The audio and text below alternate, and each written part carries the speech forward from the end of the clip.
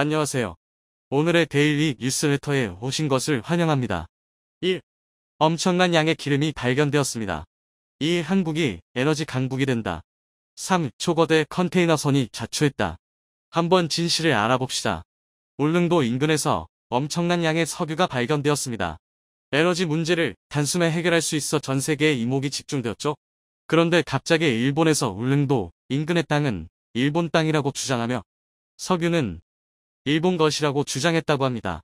대체 어떻게 된 일일까요? 한반도를 중심으로 펼쳐진 놀라운 일에 대해 자세히 설명해 드리겠습니다. 한국은 흔히 석유가 없는 국가라는 인식이 강한데요. 그런데 알고 보면 17달러년이 넘는 세월 동안 한국은 사실 산유국이었습니다. 한국은 지금까지 동해 가스전에서 천연가스와 초경질유 4,500만 배를 생산했죠. 총 24억 달러의 수입 대체 효과를 누렸으며 사실 한국이 엄청난 산유국일 수도 있다는 희망을 정부에게 안겨주었는데요. 하지만 불행히도 동해 가스전 개발 이후 별다른 소식이 없었습니다. 2022년 들어 산유국 지위도 사라지게 되었습니다. 그동안 석유와 천연가스 공급원이 되어 주었던 동해 가스전이 고갈된 것인데요. 대체 광구조사가 늦어지고 이와는 반대로 친환경 에너지 사업이 각광받으며 한국은 석유 생산과는 인연이 없어 보였죠. 그러나 최근 울릉도 부근 지역에 엄청난 양의 석유와 천연가스가 매장되어 있다는 것이 밝혀져 이런 걱정이 쓸데없었다는 사실이 드러났습니다. 추정 수치만 따져보면 현재까지 한국이 파낸 4,500만 배를 초과하는 수치라고 하죠. 석유가 발견된 지역은 소위 울릉분지라 불리는 지역으로 동해의 남서쪽에 위치한 이곳은 엄청난 넓이를 자랑합니다. 수심 약 2,000m의 해저 분지로 남북 길이 약 100km, 동서간 길이만 따져보면 150km에 이르는 대규모 지대입니다. 이미 1960년대부터 이 지역에 석유가 묻혀 있었다는 의심은 있었죠. 서울대 조선권 교수가 이끄는 대륙통 해양물리탐사팀은 이 지역에서 신생대상기 지층 흔적을 발견했습니다. 한국에서 쉽게 볼 수 있는 지층은 아니었죠. 한국의 지층은 고생대 이전의 노년기 지층이 대부분이라 안정적입니다. 그러나 울릉분지 주변은 한반도 지층과 달랐고 보통 신생대 지층은 석유가 잘 나오는 것으로 정평이 나 있었죠. 하지만 어디까지나 과학실험을 통한 추론이었을 뿐 실제 석유가 묻혀있다는 사실을 알기 위해선 대규모 투자를 통한 실증 실험이 필요했습니다. 그리고 몇십 년이 지나서 추론이 현실이라는 것을 밝혀냅니다. 호주의 유명 자원 및 에너지 대기업 우드사이드 페트롤리엄 우드사이드의 탐사 보고서가 결정적이었죠. 한국석유공사와 공동으로 조사를 한 끝에 드러난 수치는 매우 놀라웠는데요. 배럴로 환산하면 약 7억 배럴, 가스전 한 곳에 매장되어 있는 수치가 지금까지 캐낸 수치에 비해 무려 15배나 더 많은 것으로 조사된 것이죠. 지금 이 수치에 더해 울릉분지 주변의 다른 가스전까지 개발할 수 있다면 7억 배럴 이상의 엄청난 양의 자원을 한 번에 얻게 되는 것이죠. 울릉도는 기름 위에 떠있는 섬이나 마찬가지라고 할 수 있는데요. 이 소식이 전해지면서 에너지 대란을 겪고 있는 전 세계의 눈이 한국으로 쏠리게 되었습니다. 최근 우크라이나 사태로 인해 에너지 수급의 골머리를 앓던 여러 국가들은 대규모 유전이 한국 앞바다에서 발견되었다는 소식에 부러워했습니다. 현재 세계 여러 국가들은 탈탄소 정책을 내세우며 석유와 석탄 등 탄소 기반 에너지원을 사용하지 않기로 결정하면서 친환경 에너지원을 이용한 산업의 지원을 아끼지 않고 있는데요. 한국도 예외는 아니었죠. 한국 역시 탄소 중립에 힘을 실으며 친환경 에너지 사업에 막대한 돈을 투자하기로 결정. 2050년까지 대한민국 사회에서 석유와 석탄 등 탄소 기반 에너지를 배제하겠다고 선언했습니다. 하지만 이와 같은 장밋빛 기대는 현실과 차이가 있었습니다. 중국에서 시작된 자원 수급 문제는 현대 사회가 얼마나 많이 탄소 에너지에 의존하고 있는지 알 수 있었습니다. 호주로부터 대부분의 석탄을 공급받는 중국이 수입을 중단하면서 에너지를 제대로 수급받지 못한 공장이 대규모 정전 사태를 일으켰고 세계의 공장 소리를 듣던 중국이 멈추면서 자재 수급 대란이 발생했죠. 2022년 뜨거운 감자로 치솟은 우크라이나 전쟁에서도 탄소 에너지는 중요한 문제로 떠오를 만큼 한 나라의 힘을 판단하는 데 있어 석유와 석탄이 얼마나 중요한지 새삼 알 수 있습니다. 우크라이나 전쟁 발발한 이후 뉴욕 증시에서 에너지 가격은 급격하게 치솟았죠. 북해 브렌트유 4월 인도분 선물은 장중 99.5달러까지 치솟으며 2014년 이래로 최고 가격을 달성했습니다. 뉴욕 선물거래소 맥스 천연가스 가격은 작년 대비 1.91% 오른 4.46달러에 거래를 끝마치면서 가격 상승 압력을 받았죠. 전쟁이 본격화된 지금 이 가격은 더 치솟을 것으로 바라봤습니다. 천연가스 가격이 $10 이상 치솟을 거라고 내다본 전문가도 있었죠. 국제에너지기구 IEA는 올해 석유 수요에 대해 폭증할 것이라는 표현을 쓰며 석유 수출국 기구 오펙이 충분하지 못한 석유를 생산함에 따라 공급은 줄어들 것이고 러시아 역시도 정치적 목적으로 석유를 풀지 않을 것이라 예측. 자원전쟁이라고 부를 만큼 심각하게 흘러가고 있었죠. 석유와 천연가스에 많은 의지를 하고 있었던 한국 역시 이 문제에 자유로운 상황은 아니었습니다. 친환경 체제로 완전히 탈바꿈한 것이 아니게 탄소에너지 상승에 직격탄을 맞을 수 있었던 상황이죠. 그러나 이번 대규모 유전 개발 소식이 들려오면서 한국은 탈탄소 사회로 이전하기 전에 안정적인 자원 수급이 가능해진 것입니다. 한국이 단독으로 사용할 경우 2년 동안 수입하지 않아도 경제에 아무런 지장이 없을 정도라고 하죠. 이런 가운데 한국이 차지한 석유 자원을 탐낸 국가가 있었습니다. 바로 일본인데요. 일본은 일찍부터 울릉분지의 가치를 늘치채고 야금야금 이 지역을 자신의 관할 아래에 두려는 시도를 벌였습니다. 일본은 1978년 국제수로기구에 정식 공인 절차를 거치지 않고 울릉분지를 스시마 분지라는 이름으로 부르며 닭이 엉터라 주장했습니다. 공식적인 명칭이 아니었음에도 불구하고 자국 지도는 물론이고 해외 지도에도 스시마 분지라는 명칭을 사용하는 만행을 저질렀죠. 지금도 동해를 일본해로 주장하며 전 세계에 로비를 하고 있는 일본이 거기에 그치지 않고 동해 근처에 위치한 울릉분지도 스시마 분지라는 왜곡을 통해 자기 소유라고 주장하는 것이죠. 이를 위해 일본은 차근차근 울릉분지 주변에 탐사선을 보냈고 심지어 울릉분지 주변 가스전 개발에 성공하면서 한국의 신경을 건드렸습니다. 일본 자원개발 기업 인펙스가 시마네현 앞바다에서 시추를 한 것이죠. 자국 인근 바다에서 일본이 개발에 나서는 것은 1990년 이래로 처음입니다. 니가타현 앞바다에서 생산을 시작한 이와훈레오키 유전 이후로 무려 30년 만에 있는 일이라고 하는데요. 문제는 이 지역이 울릉분지와 매우 가까운 곳이라는 점입니다. 이렇게 되면 빨대 효과로 인해 울릉분지에 묻힌 엄청난 양의 석유가 일본의 손으로 넘어갈 수 있다는 점인데요. 빨대 효과란 시추를 위해 지질 구조에 압력이 가해지면 원유가 원래 있던 곳에서 다른 곳으로 이동하는 현상을 말합니다. 다시 말해 임팩스4가 개발한 시추공으로 한국 소유의 석유가 흘러 들어간다는 소리죠. 이것으로 끝나는 것이 아니라 일본은 지속적으로 탐사선을 보내 한국 일본 사이에 놓여있는 배타적 경제 수역기지를 교묘하게 건드리고 있습니다. 자국 영토에 있는 곳이기에 개발에는 아무런 문제가 없다는 것이 이들의 논리죠. 이런 가운데 한국에서 엄청난 양의 석유 부존 자원을 확인하고 개발을 위해 본격적인 투자에 나선다는 소식을 듣자 일본은 매우 당황할 수밖에 없었다고 합니다. 계획대로라면 일본이 야금야금 울릉분지의 자원을 빼낼 생각이었으나 한국이 울릉분지에 본격적인 개발을 한다면 오히려 울릉분지를 거점으로 일본 배타적 경제 수역에 있는 석유 자원까지 한국이 가져올 수 있기 때문이죠. 빨대 효과를 한국이 반대로 이용할 수 있게 되는 것입니다. 이렇게 되자 일본은 스시마 분지라 붙인 곳은 사실 일본 땅이라고 주장. 심지어 주한 일본 대사를 청와대로 보내 스시마 분지에 있는 석유는 일본의 것이고 한국은 이를 훔치지 말 것을 요구했다고 하는데요. 하지만 이러한 시도도 실패로 돌아가게 되었습니다. 바로 국제공동의 양시추 프로그램 이후 사무국에서 공식적으로 한국 울릉분지를 정식 명칭이라고 인정하며 스시마 분지는 정확한 표현이 아니라고 못 박았기 때문입니다. 이오드 프로그램은 전대양을 대상으로 해양 탐사를 통해 지구상에 발생하는 여러 과학 분야의 이슈를 해결하고자 하는 국제 공동 연구 프로그램입니다. 한국 정부는 울릉분지 탐사를 위해 이오드 프로그램을 지속적으로 요구했고 이에 이오드 사무국은 울릉분지 탐사에 나서겠다고 답변을 한 것이죠. 용어에 있어서도 울릉분지가 공식 명칭이라고 사무국에서 선언. 앞으로 모든 과학자들은 스시마 분지가 아닌 울릉분지를 공식 용어로 써야 합니다. 이렇게 되면 스시마 분지가 일본 땅이라고 주장하는 일본 정부의 주장을 정면에서 부정할 수 있게 되는 것이라 자원 개발에 있어 일본의 개입을 원천 봉쇄할 수 있습니다. 심지어 이번 용어 선정으로 일본의 대신 동해 표현이 들어가 앞으로 학계에서 공식 용어로 동해가 더 많이 사용될 가능성이 높죠. 한국에게 엄청난 기회가 찾아온 것입니다. 호시탐탐 한국의 것을 탐내는 일본. 야비하게 자원을 훔치려는 일본의 나쁜 행동은 언제까지 지속될까요? 대규모 유전 발굴로 한국이 에너지 강국이 되길 기원하며 스시마 분지가 아닌 울릉분지가 전 세계에 널리 인식되길 바랍니다. 2021년 이집트 수에즈 운하에서 자초의 모든 배들의 통행을 막으면서 전 세계를 물류 공포에 휩싸이게 만들었던 초거대 컨테이너선 에버 기브노를 기억하시나요?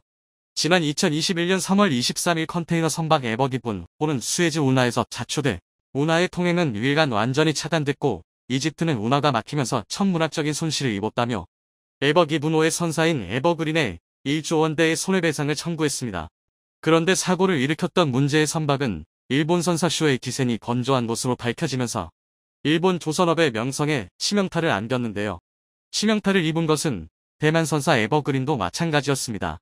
수에즈 운하 자초 사고가 있고 얼마 지나지 않아 이번에는 중국의 고속도로에서 육지 길막 사건까지 발생하면서 에버그린은 국제적인 길막 민폐의 대명사로 낙인 찍히고 말았습니다. 사고는 중국 난징의 한 고속도로에서 녹색 바탕에 흰색 글씨로 에버그린이라고 적힌 컨테이너 차량이 충돌 사고를 낸 게 시작이었습니다. 이 컨테이너 차량은 방향을 잃어버린 채 4개 차로를 가로지른 상태로 멈춰섰고 사고 지점 뒤로는 수십 대의 차량이 그대로 멈춘 상태로 기다리며 정체가 시작됐습니다. 사고 차량은 해운사 에버그린의 하청을 받은 운송업체의 트럭이었는데요. 그리 특이하지 않은 교통사고였지만 수에즈 운하 길막 사건의 임팩트가 워낙 컸기 때문에 당시 상황이 담긴 CCTV 화면이 중국 웨이보에 확산됐는데요.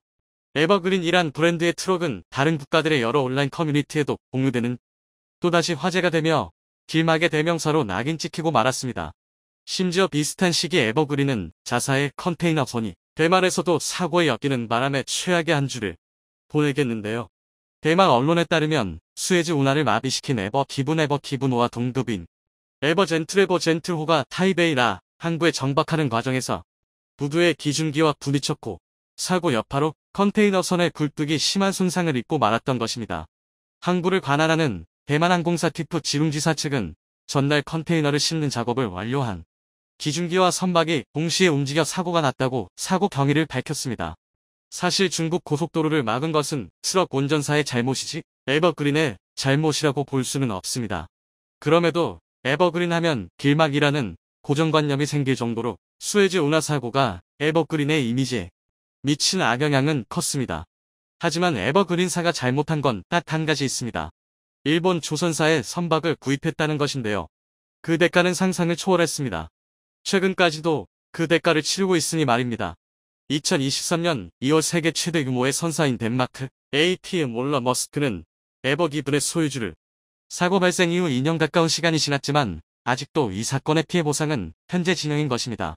머스크는 덴마크 해양상업고등법원에 2021년 수에즈 운하를 유기한 마비시킨 에버기분의 소유주를 상대로 손해배상 청구 소송을 제기했는데요. 에버기분이 수에즈 운하를 마비시켜서 유럽과 아시아 간 주요 무역은 완전히 차단됐고 당시 머스크의 컨테이너선 50척도 움직이지 못해 막대한 피해를 봤다는 것입니다. 사고 당시 수백 척의 배들이 에버기분 뒤에 줄을 지어 후진했고 일부 배들은 희망봉 주변으로 우회해야만 했습니다. 이쯤 되면 에버그린사 입장에서는 일본배 한 척 잘못 샀다가 영원히 고통을 받고 있다고 해도 실제로 대만 선사 에버그린은 자초당한 대형 컨테이너선의 군안에 어려움을 겪자 공동의 손가를 선언했습니다. 너무 억울한 나머지 일본 조선소의 손해를 공동으로 부담하자는 선언을 한 겁니다. 공동의 손은 해난 사고를 당한 선박과 화물이 공동으로 피해 금액을 분담하는 제도를 말합니다. 이후에도 에버그린의 시련은 끝나지 않고 있는데요. 1년 전 에버그린의 1만 2억 TEU급 컨테이너선 에버포워드는 미국 동부 지역 볼티모어항 시거트머린 터미널을 출발한 뒤 같은 날 저녁 채석 피크만 해상에서 자초했습니다. 사고가 난 해역의 수심은 8m에 불과했는데요. 이 정도 수심에서 어떠한 이유로 자초됐는지 의문입니다. 미국 해양경비대는 이번 사고로 선체 손상이나 선원과 화물 피해는 없다고 확인했고 기름 유출이나 해양오염도 발견되지 않았습니다. 다만 선박 인양이 난항을 겪고 있다는 점이 문제였습니다. 에버그린은 미국 해양군안회사 돈존 스미트를 기용했고 해양군안회사는 배 주변을 준설한 뒤 밀물 시간을 기다려 이틀간 배를 진흙바닥에서 건져내려고 시도했지만 모두 실패로 돌아가고 말았습니다. 결국 다음 만조 시기까지 기다려야 했고 세 번째 시도 끝에 자초된 지한 달만에야 세 번째 시도에서는 무게를 가볍게 하기 위해 선박에 실려있던 5천여 개의 컨테이너 중 500개를 내리고 주변 해저 13.1m까지 준설하는 작업을 진행해야 했습니다. 이처럼 계속 문제를 일으키자 대만 선사 에버그린은 두 손 두 발 다 들고 1년 전 이집트 수에즈 운하에서 자초된 에버기분호처럼 에버포워드에 대해서도 공동의 송가를 선언했습니다. 앞서 에버그린은 자사의 배가 수에즈 운하 차단으로 막대한 물류 피해가 발생하자 선주사인 일본 슈에이 기센에게 공동 해소를 선언한 바 있습니다. 그리고 일본 조선사에 질려버린 대만 해운사 에버그린은 이제 일본을 완전히 손절하고 한국의 초대형 일감을, 안 그래도 전세계 대형 선박 수주가 밀려들어 작은 배는 주문을 받지도 않는 한국 조선 3사에 최근 대만 선사 에버그린까지 배를 만들어 달라고 부탁했습니다. 한국의 조선 3사, 삼성중공업과 대우조선해양, HD현대중공업이 에버그린이 발주 예정인 컨테이너선 24척의 유력한 파트너사로 물망에 오르며 수주 기대감이 커지고 있는데요. 업계에 따르면 에버그린은 일반 6000T 2급 이중연료 컨테이너선 입찰을 시작했는데 발주 규모는 24척, 가격은 척당 1억 7,500만 달러, 무려 2,300억 원 이상으로 추정됩니다. 층계약 금액은 40억 달러, 약 5조 3,400억 원 상당입니다. 어마어마한 계약 규모인데요. 에버그린은 삼성중공업과 대우조선해양, HD현대중공업의 입찰 참여를 요청했고, 이 수주 전에는 일본 1위 조선소인 이마바리조선, 대만국제조선공사 CSBC, 중국 다렌조선 등도 참여하는데 한국 조선 3사가 친환경, 초대형 선박 제조에 워낙 경쟁력을 갖고 있어 수주 전망이 밝다는 평가를 받고 있습니다. 조선업 호황으로 선박을 만들 도크가 부족한 만큼 에버그린은 여러 조선사에 나눠 발주할 확률이 높은데요. 수개월 동안 기술 사양을 살피고 최종 파트너사를 확정할 예정인데 조선업계의 예상은 일본 조선사들은 당연히 거르고 기술력으로 무장한 한국 조선사 또는 저렴한 가격으로 무장한 중국의 후동중화조선을 꼽고 있습니다. 후동중화조선의 모회사인 중국 선박공업 CSS는 아직 2026개의 슬롯이 남아있는데요. 중국 선박공업의 자회사들끼리 힘을 합쳐 여유로운 슬롯을 무기로 에버그린의 주문을 따낼 수 있다는 분석도 나오고 있긴 합니다. 하지만 국내 조선 3사는 세계 1위 수주 경쟁력으로 승부수를 띄울 전망인데요. 영국 조선해운 시황 전문기관 클락슨 리서치에 따르면 한국은 올해 1분기 65척의 수주 잔고를 기록해 전세계 일감의 44%를 따내며 중국을 약 7%포인트의 격차로 앞질렀습니다. 특히 삼성중공업은 1분기에만 누계 수주 3조 원을 돌파해 흑자 전환이 전망되고 대우조선해양은 1분기 수주액이 약 1조 6천억 원 후 연간 수주 목표치의 11.5%를 이미 채웠습니다. HD현대중공업은 3년치 일감을 확보했으며 세계 선박 제조 시장에서 한국 조선 3사의 수주가 얼마나 대단했는가를 말해줍니다. 현재 세계 조선업 역시 초격차 기술력의 전장이 되고 있습니다. 수주 실적에서는 한국이 여전히 세계 1위지만 중국의 맹추격을 받고 있는데요. 지금까지는 기술력에서 비교가 안 될 정도의 우위를 보였지만 중국이 많이 따라왔고 더욱이 미국, 독일 전통의 강자들도 디지털로 재무장에 다시 패권을 노리고 있습니다. 그래서 한국이 친환경 LNG선, 미래형 선박 개발에 사활을 걷고 있는 것입니다. 대형 컨테이너선이 한번 자초되면 막대한 피해를 입게 됩니다. 그 피해 규모를 따져보면 차라리 만들 때부터 제 값을 주고 제대로 만드는 게 중요하다는 생각이 들 수밖에 없는데요. 이런 치열한 경쟁에서 일본이 건조한 선박들이 계속 문제를 일으킨다면 최고 수준의 품질을 원하는 업체들은 결국 한국에 손을 내밀 수밖에 없을 겁니다. 현재 태풍 영향으로 일본은 그야말로 아비규하는 모습입니다. 중심기압 998헥토파스칼 10분, 평균 풍속 18m/s. 빠른 속도로 성장한 태풍. 한국에 직접적인 피해를 줄 것으로 예상됐지만 오히려 일본에 강타하여 많은 상처를 남기고야 말았습니다. 유럽 기상학자들은 태풍 유의해야 한다고 우려를 표했지만 일본 기상청은 소형 태풍에 불과하다라며 전 세계의 지적에도 묵인한 상황입니다.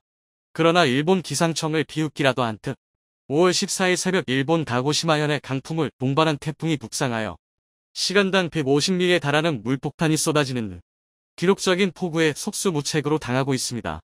열도에 닥친 태풍 6호의 영향으로 대중교통이 완전히 마비되었으며 일본인들의 불안감은 급속도로 커지고 있는 모습입니다.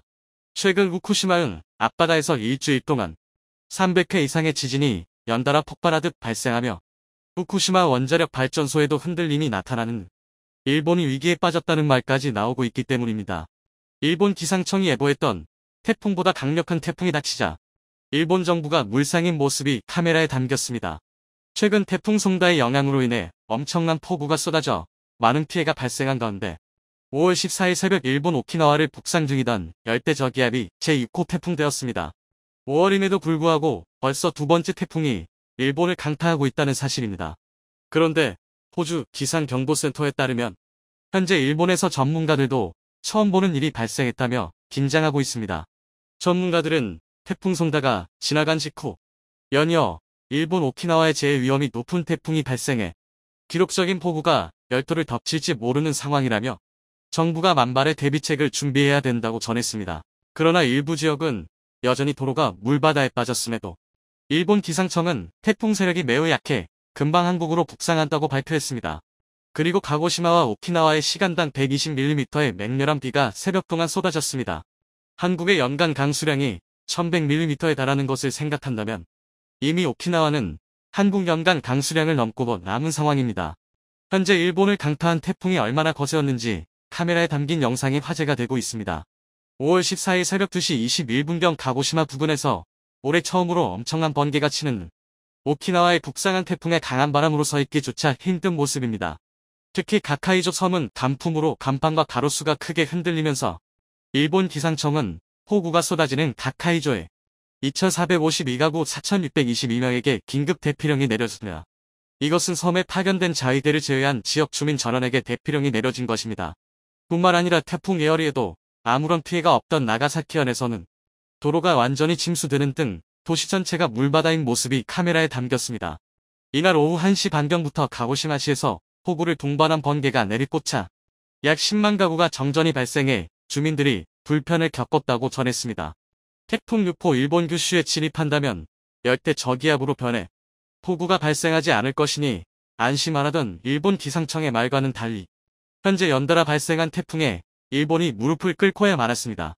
그러나 미국 기상청은 현재 심상치 않다는 말을 전하고야 말았습니다. 최근 한반도를 강타해 막대한 피해를 예측했던 태풍 손다. 한국에 별다른 피해가 발생하지 않을 것은 물론 잇따른 폭우에 일본 열도의 지반층이 완전히 무너졌다는 폭탄 발표를 했던 것입니다. 이 같은 소식에 일본의 심장부인 도쿄 23구가 비상사태에 빠진 상황입니다. 일본이 더욱 심각한 위기에 처한 것은 특히 지반이 서서히 내려앉는 지반 침하가 계속되고 있어 일본 열도 전체가 불안정하다는 지적이 사실화되고 있던 것입니다. 지진 전문가들은 일본의 대지진이 발생한 동북부 지역에서 대규모 지진이 추가로 발생할 가능성이 크다고 경고하고 있어 불안감은 고조되고 있습니다. 실제로 일본 지질학자인 야스오 국제위원장은 10년간 지진의 여파로 일본 본토가 2.4m 움직이고 지구 자전축이 10cm가량 이동했다는 관측 결과가 나왔다라며 최근 한 달 동안 열도의 진도 이상의 지진이 4차례나 강타하면서 일본 전역의 국도가 균열이 발견되었고 또한 사이타마현에 위치한 대교가 폭우로 우수수 무너지는 등 피해가 속출하고 있습니다. 최근 후쿠시마현 앞바다에서 물고기 떼들이 집단 폐사하며 일본을 발칵 뒤집히고야 말았던 것입니다. 더욱 심각한 문제는 악시 때문에 주민들이 창문조차 열지 못하는 사태에 직면했으며 계속된 이상현상의 주민들마저 후쿠시마를 외면하고 이사를 떠나고 있다는 사실입니다. 마을 주민에 따르면 이러한 현상은 10년 동안 보지도 못했는데 현재 물고기들이 폐사하고 있다라며 공포에 휩싸인 모습입니다. 일주일 동안 300회 이상의 지진이 연달아 폭발하듯 발생하며 후쿠시마 원자력 발전소에도 흔들림이 나타나는 일본의 자연재해가 극심해지자 한반도가 부럽다는 말까지 나오고 있습니다. 특히 일본인들이 충격에 빠진 이유에는 작년 열도를 들이닥친 태풍은 6개밖에 없었지만 올해 태풍 에어리를 시작으로 5월까지 약 2개의 태풍이 일본 열도를 강타하자 결국 일본 네티즌들은 올해 태풍이 계속해서 일본을 괴롭히고 있다라며 여전히 한반도에는 아무런 피해가 없는 것에 원망하고 있던 것입니다. 현재 많은 재해 전문가들에 따르면 과거 일본을 괴롭혔던 태풍 제비와 매우 유사하다는 지적이 나왔습니다. 많은 일본인들은 태풍이 드디어 일본이 아닌 반도를 향해 한국은 일본의 방파제가 될 것이라며 기뻐했지만 소멸 단계에 접어들었다는 소식에 당혹감을 감추지 못하는 일본입니다. 그런데 일본 열도에서 이러한 피해를 입고 있는 가운데 한국은 또다시 어떠한 영향이 없다는 속보가 나오자 일본인들 사이에선 하늘이 한반도를 돕는 게 아니냐는 소문까지 퍼지고 있습니다. 더욱 심각한 문제는 태풍이 지나갔음에도 불구하고 여전히 도로 전체가 물폭탄을 맞은 듯 침수 피해가 발생하고 있으며 노후화된 배수로가 원활히 작동하지 못하는 사태에 직면하고 만 것입니다. 호주 기상학자인 덴버 하이드는 태풍이 한국보다 일본을 좋아하는 이유에는 태풍이 올라오는 시점에 제트기류 상충골의 영향을 받은 태풍이 일본 쪽으로 휘는 것이라는 발표를 했으며 더욱이 한반도는 지리적으로 우수한 땅이라며 한국인들은 축복을 받았다는 말까지 나왔던 것입니다. 이처럼 현재 일본의 상황은 급속도로 커진 확진자를 막기 위해 일본 정부가 노력을 기울이고 있지만 최근 들어 태풍까지 일본 열도를 괴롭히고 있자 일본인들의 불안감은 가속화되고 만 것입니다. 또한 일본 네티즌들은 열도가 위험에 처했는데 한국인들은 돕지 않냐며 오히려 큰 소리를 치고 있는 모습마저 나오고 있습니다. 현재 제주 남쪽을 향해 북상하다 태풍으로서의 세력은 잃을 것으로 보이지만 두 태풍 다 위력은 세지 않아도 안심할 수 없습니다. 태풍조차 한반도가 무서워서 비껴가는 것처럼 대한민국은 대단한 나라라는 것을 또 한 번 보여주고 있습니다. 과거 일본 정부의 만행으로 하늘이 벌을 내린 것 아니냐는 소문까지 퍼지며 한국 정부에게 지금이라도 사과해야만 한다는 일본인들의 간곡한 호소마저 커지고 있는 모습입니다.